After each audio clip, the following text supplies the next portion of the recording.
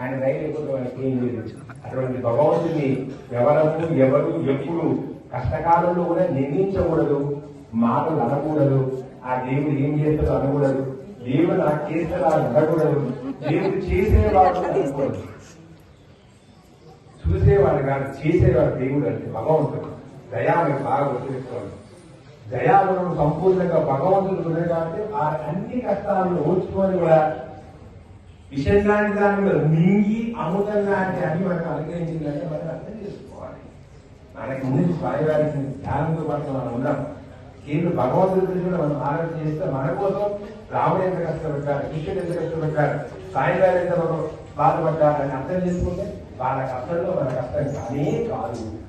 కాబట్టి అటువంటి స్వామివారికి అందరం కూడా మనసా వాచ కర్మణ అందరి చేతులు జోడించి అందరం భగవంతుని రోజు క్షమాప్రార్థన పెట్టుకోవాలి. అన్యదా శరణం నాస్తి తమేవ శరణం మమ తస్మాత్ కారణ్య భావేన రక్ష రక్ష జనార్దన.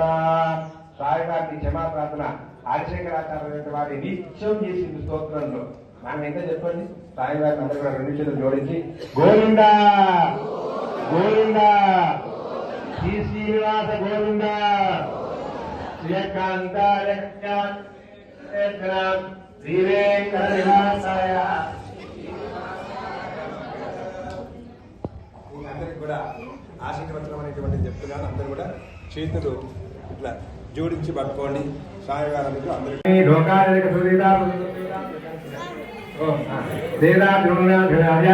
లక్ష్మీ దేవ్య అంజలో ప్రజాకృత్య మీ దగ్గర తలంబ్రాల ధ్యానం అక్షంత వేసేది పసుపు పోయండి. సారే దక్షప్రాంత బహుదయ పుణ్యభద్రా జ్ఞానోత్సవ ప్రజాపతి శ్రీయోమయో మృష్కయో రాధాకామస్య సత్యమానందం తస్య ఖేమాయ దేమః ఓరా బ్రాహ్మణ ఆనంద మృష్కయోర్నాదవ సత్యేవ కామస్య సత్యాను దక్షిణానాం ప్రదాగ్నే మనస్సూచతమా గోదంబాచ సత్యమధీమహి వశోనాగండ్రోపమన్నస్య యతద్దేశేదామయే యదాహామస్యాసకః ప్రియే భువాన్ అరః సత్యత్రి భువమ్రియే.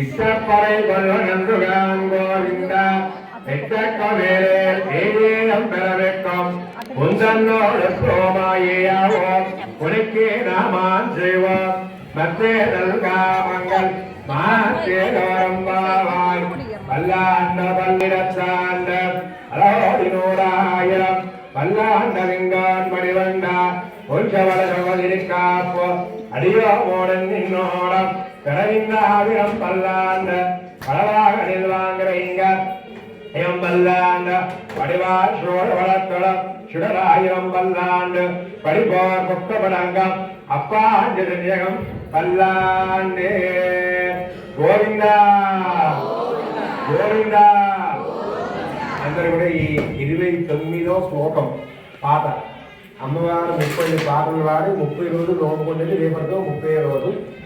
29వ రోజునే కళ్యాణం జరుగుతుంది.